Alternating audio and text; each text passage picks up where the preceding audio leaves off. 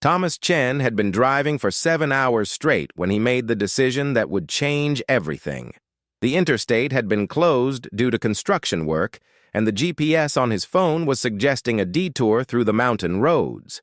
He was heading back home to Boulder, Colorado, after a 3-day business conference in Denver, and the detour seemed reasonable enough.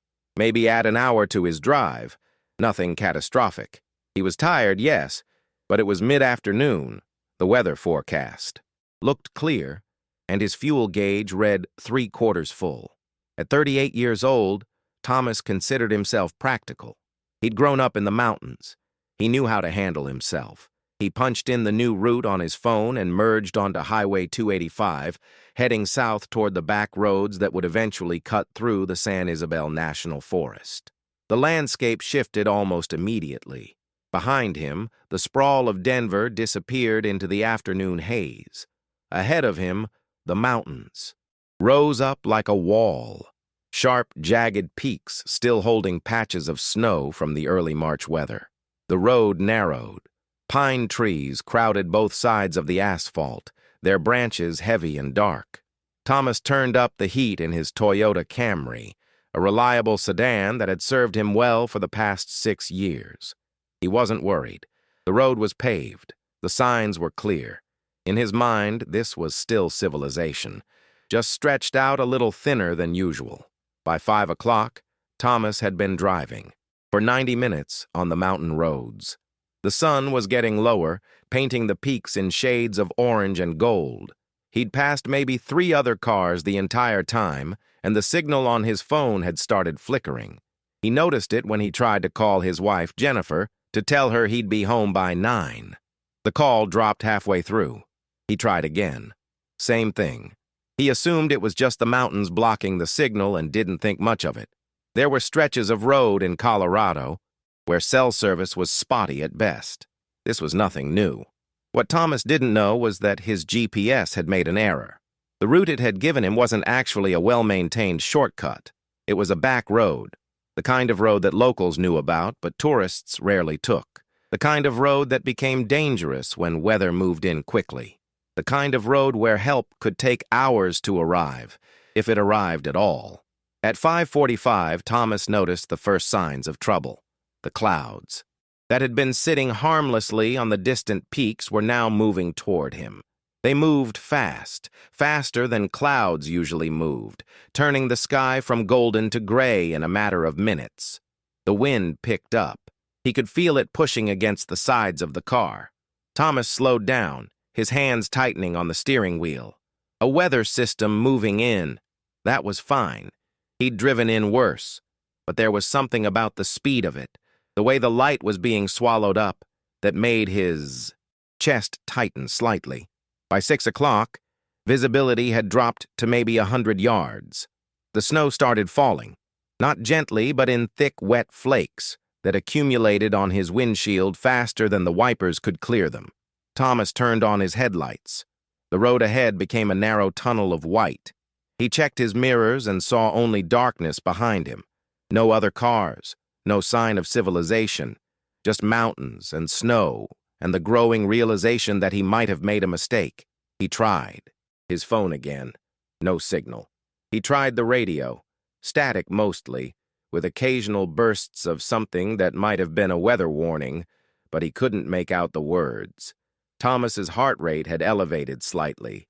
He was still in control of the situation, he told himself. He was still on a road. He still had fuel. All he needed to do was keep driving forward, and eventually he'd reach the other side of the mountains, find a town, find a signal, call Jennifer and tell her what had happened. It would be fine. But the snow kept falling. The visibility got worse. At 6:30, Thomas found himself leaning forward in his seat, straining to see the road lines that were now barely visible beneath the accumulating snow. His headlights cut through the darkness and the white static of falling snow, but the effect was almost disorienting. The road twisted left, then right, then left again, following the natural contours of the mountain slope. On one side of the road was the mountain face, on the other side, he could feel rather than see the drop-off. the slope falling away into darkness and trees and invisible danger. His phone had no signal. His GPS was still trying to guide him, but the voice was automated and cheerful and completely disconnected from the reality of what was happening outside his windshield. In 800 feet, turn right. The road ahead was barely distinguishable from the surrounding snow. At 6:45, Thomas made his second critical decision of the day. He saw a small pull-off on the right side of the road, a widened section where a hiker or hunter might park to access the trails. He pulled in carefully, his wheels crunching on gravel that was now covered in 3 inches of new snow. He turned off the engine. The silence that followed was absolute, broken only by the wind and the soft sound of snow hitting metal and glass. Thomas sat in the darkness, trying to think clearly. The responsible thing to do was to keep driving. Getting stuck was worse than encountering the weather. But the visibility was so bad that he was genuinely worried about driving off the road or hitting another vehicle head-on. Better to wait it out, he decided. Snowstorms in the mountains moved through fast. An hour, maybe 2, and this would pass. He had a quarter tank of fuel left. The car had heat. He had a jacket, a sweater, and a pair of hiking boots in the back seat from his business trip. He had 2 bottles of water and a granola bar in the car. He was uncomfortable, but he wasn't in danger. Not yet. As the hours passed, Thomas's confidence slowly eroded. The snow didn't stop. It got heavier. He kept the engine running to maintain heat, checking his fuel gauge every 30 minutes. At 7:30, he tried his phone again. Still no signal. He tried the radio again. Static. He was beginning to understand that he was genuinely isolated. By 9 o'clock at night, Thomas had been parked in the pull-off for 2 hours and 15 minutes. He'd used, up a third of his remaining fuel, just keeping the car warm. The snow was now piled up against the windows on 3 sides, and in the darkness, he could barely see anything outside. His phone still had a signal bar occasionally, as if mocking him, but each time he tried to make a call, it died in seconds. He thought about Jennifer. She would be trying to call him by now, wondering where he was. He'd told her he'd be home by 9. It was already past that. She'd be worried. She'd probably called. The highway patrol. Thomas felt a flutter of something in his chest. Not quite fear, but the beginning of it. He forced himself to breathe slowly. This was manageable. He would wait out the storm. In the morning, he could drive or walk for help. The road had to lead somewhere. At midnight, Thomas turned off the engine to conserve fuel. The car cooled rapidly. He put on his sweater and his jacket, and he pulled a coat from the back seat, a winter coat he'd left there last season, and wrapped it around himself. He cracked the window slightly so that carbon dioxide wouldn't build up, and he tried to sleep. Sleep didn't come. The wind shook the car. The snow continued to fall. Every sound felt ominous. Every shift in the wind sounded like an animal, or another vehicle, or his own tired mind playing tricks. Thomas stared into the darkness, his hands in his pockets, his breath slowly fogging up the inside of the windows. At 2 in the morning, he turned the engine back on. He was cold. His fingers were getting numb. He needed the heat, and he needed it now. The fuel gauge showed he had maybe a quarter tank left. That would last maybe 4 more hours if he ran the heater continuously. By dawn, he'd be on fumes. He tried his phone again. Still no signal. The battery was at 60%. He should conserve it, he thought.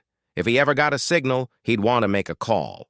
Time moved strangely that night. Minutes felt like hours. Thomas found himself thinking about decisions. The small ones and the big ones. He thought about leaving Denver an hour later, about taking the interstate despite the construction, about dozens of other choices that might have led him to a different outcome. He thought about how randomness governed so much of life. One wrong turn, one small detour, and suddenly, everything changed. By 4 in the morning, Thomas was fighting panic. The fuel gauge was dropping. The snow showed no signs of stopping. The radio, whenever he could pick up a station, was useless. Weather reports about Denver and Boulder, none of which mentioned the mountain passes he was trapped on. He was conscious of how alone he was. There was no one else on this road. No one knew exactly where he was. Jennifer might have reported him missing, but she'd reported him missing from a route that went through Denver. No one would be looking for him on this particular stretch of mountain road, not tonight. At 5 o'clock, Thomas turned off the engine again. He had maybe a quarter tank of fuel left, and he needed to make it last. If the weather cleared at all in the morning, he was going to drive forward and find help. But if it didn't clear, he was going to have to make a choice. Keep the engine off and freeze slowly, or keep it on and run out of fuel and freeze that way. He didn't let himself think about that choice yet. The dawn came gray and reluctant. Thomas opened his eyes.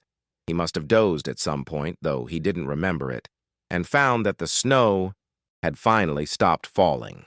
It was still dark outside, but the snow was no longer coming down in thick waves. Through the layer of frost on his windows, he could make out the outline of pine trees and the faint suggestion of the road. He checked his phone. Still no signal. The battery was at 40%. He turned on the engine and it started smoothly. The fuel gauge showed a quarter tank. His internal clock told him it was early morning, maybe 6 or 6:30, though he couldn't be sure. Thomas needed to make a decision. He could either try to drive forward on a road he couldn't see clearly, or he could stay put and hope that someone came looking for him. The responsible thing would probably be to stay put. Rescue teams would look for him eventually. They'd have helicopters, dogs, professional training. But there was also a voice in his head, a quiet, insistent voice, that said nobody knew where he was.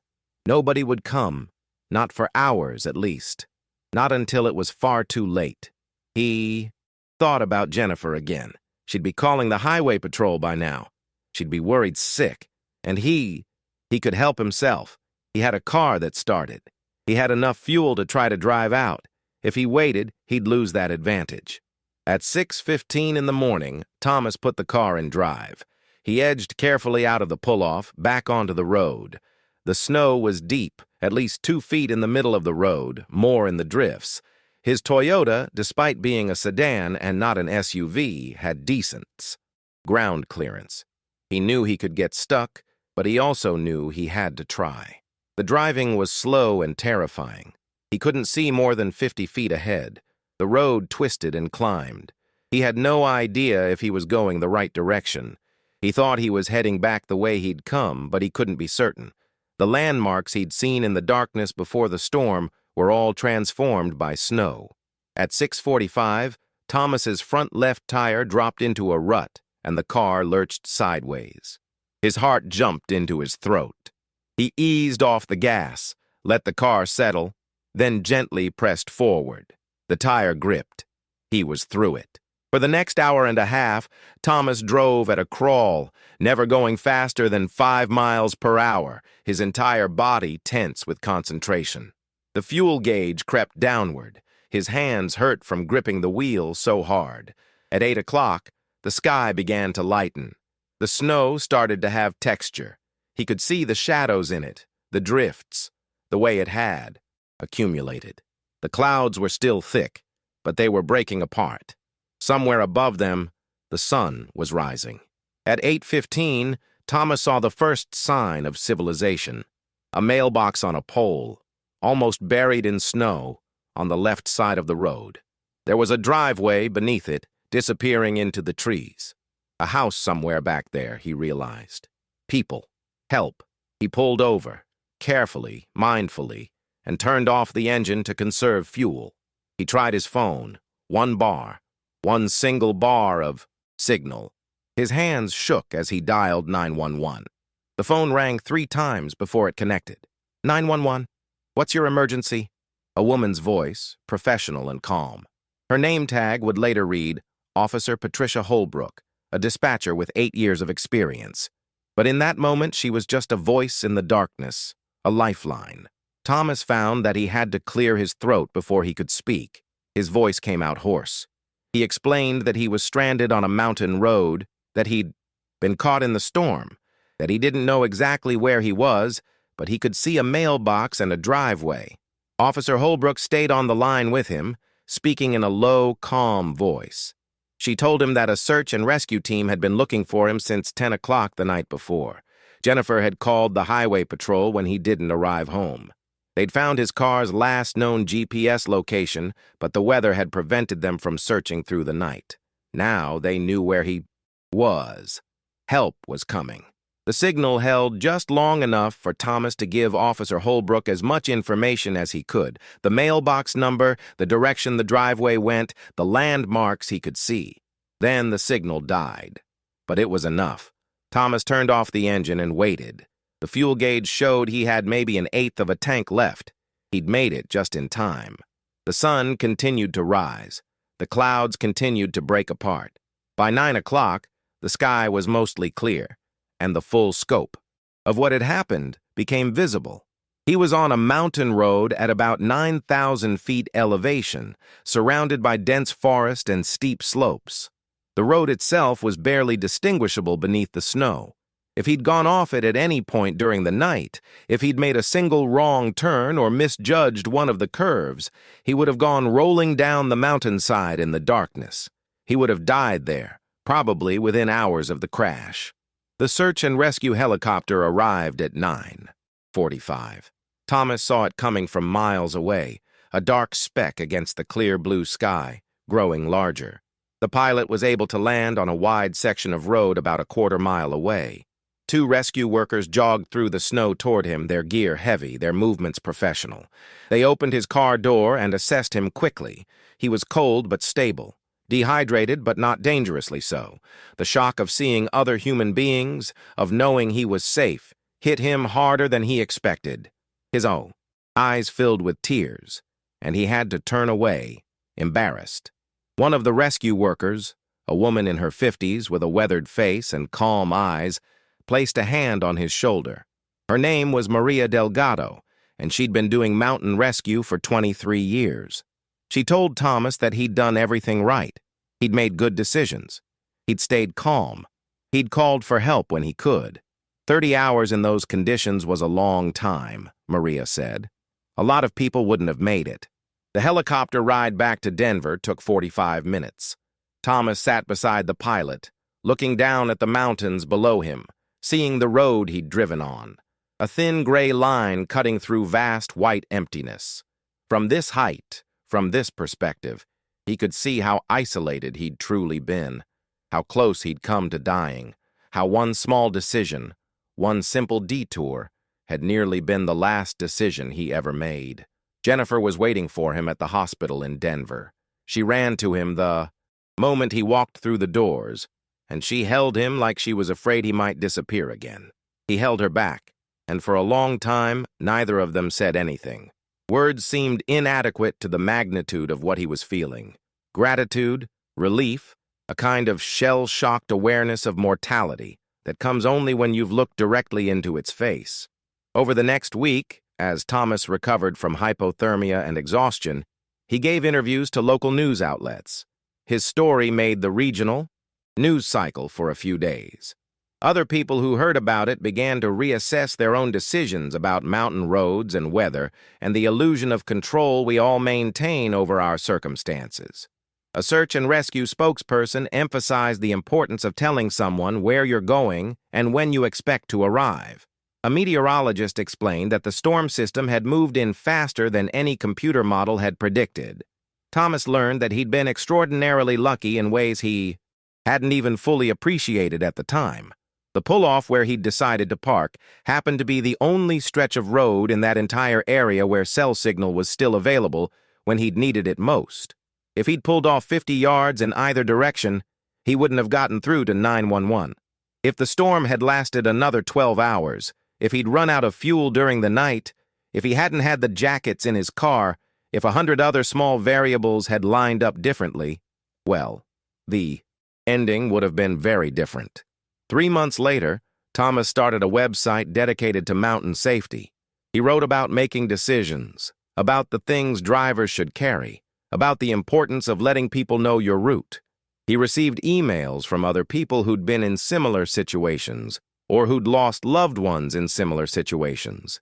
He learned that 30 hours stranded was actually on the lighter end of survival stories. There were people who'd spent weeks in the wilderness, months in some cases. But what struck him most was something a search and rescue volunteer told him during an interview. Her name was Rebecca Hayes, and she'd been volunteering with the rescue team for 6 years. She said that survival wasn't about being brave or being strong or being lucky, though all of those things helped. Survival was about making a series of small, good decisions when everything in you wanted to panic. It was about staying calm when the circumstances were designed to make you panic. It was about believing that you would make it out, and then acting on that belief with each small choice. Thomas thought about that, about the moments when he'd considered running the car's engine all through the night, about the moment when he'd almost driven off in the darkness despite the poor visibility, about the morning when he'd chosen to turn on the engine one more time despite the risk of getting stuck. Each of those moments had been a decision point. Each of those decisions had mattered. 1 year after the storm, Thomas stood in his living room in Boulder looking at a framed photograph that the rescue team had given him, a picture of the mountain road taken from the air, showing the exact spot where he'd pulled off. It looked impossibly narrow, impossibly isolated. He'd stared at that photograph hundreds of times, trying to reconcile the reality of what it showed with his memory of those 30 hours. Jennifer came up behind him and put her arm around his waist. She didn't say anything. She didn't need to.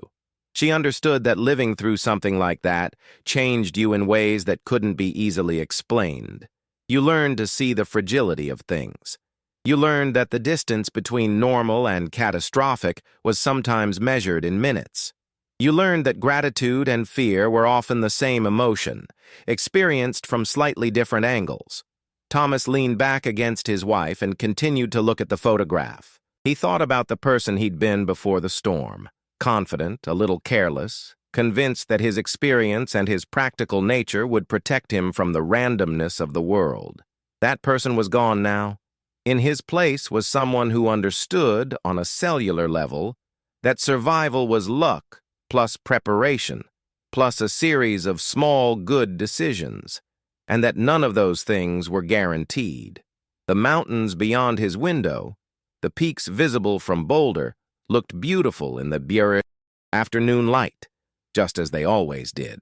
But now, when Thomas looked at them, he saw not just beauty, but also indifference. The mountains didn't care whether you lived or died. The snow didn't care about your plans. The weather would do what it did, and you would either survive it or you wouldn't, based on a combination of factors that were partly in your control and partly completely beyond it. That was the real lesson of those 30 hours. Not that he was special or brave or somehow destined to survive. The lesson was simpler and more profound, that life was fragile, that it could change in an instant, and that gratitude for each day that followed was the only appropriate response to that knowledge. Thomas never took that mountain road again. And whenever Jennifer worried about him driving anywhere in winter, he didn't argue or reassure her with empty promises. He simply understood. They both did.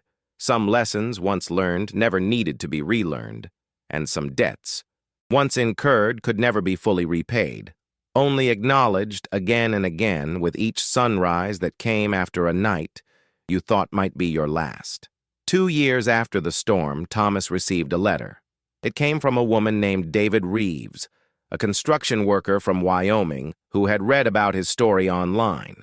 David had been hiking in similar mountains 6 months before Thomas's incident and had gotten lost for 18 hours.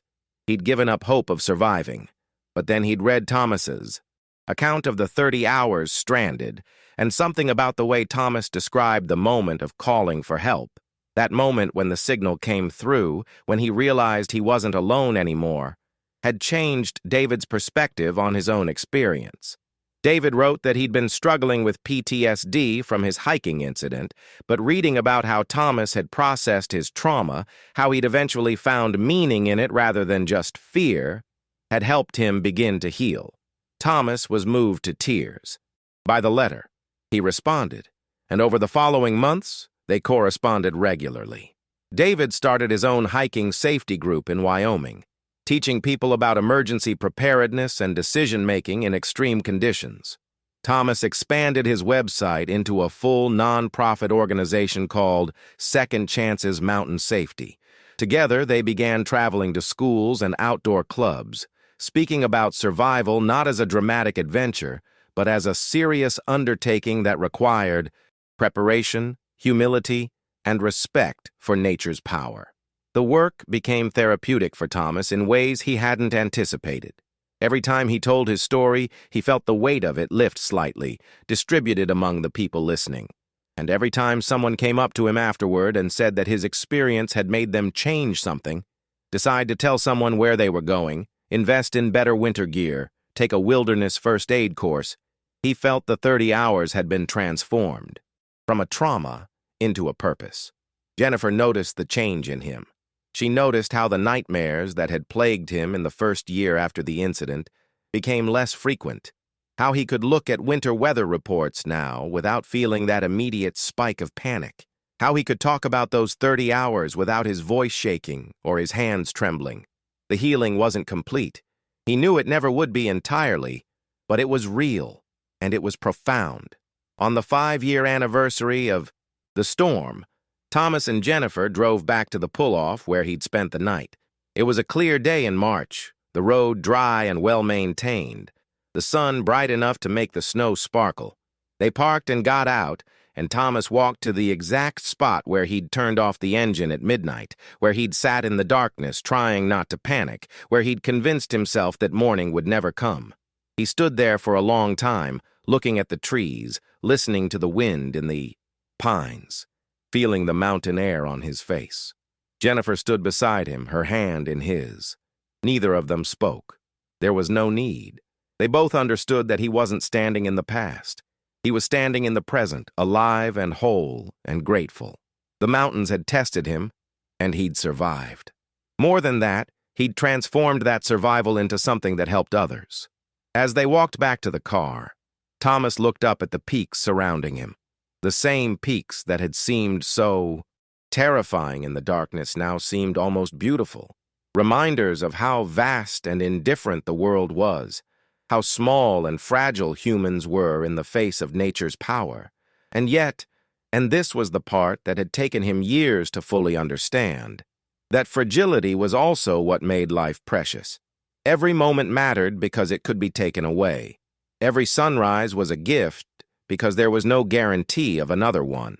Thomas Chen had been stranded in those mountains for 30 hours, but in those 30 hours, he had discovered something that most people spent their entire lives searching for: the knowledge that he could face his deepest fears, that he could survive the unsurvivable, and that the person who emerged from that ordeal was stronger, kinder, and more grateful than the person who had entered it. The story of those 30 hours would never truly end. It would continue to ripple forward through time, through the lives of people he'd never meet, through decisions made by hikers and drivers and adventurers who had read his account or heard him speak. One small detour had nearly killed him, but in the 30 hours that followed, it had given him his life back. Not the life he'd had before, but something deeper and more meaningful. A life lived with awareness of its own preciousness. A life lived in service to others. A life lived in full recognition of the miracle that it was to wake up each morning and breathe and move and love. That, in the end, was the greatest gift those 30 hours had given him.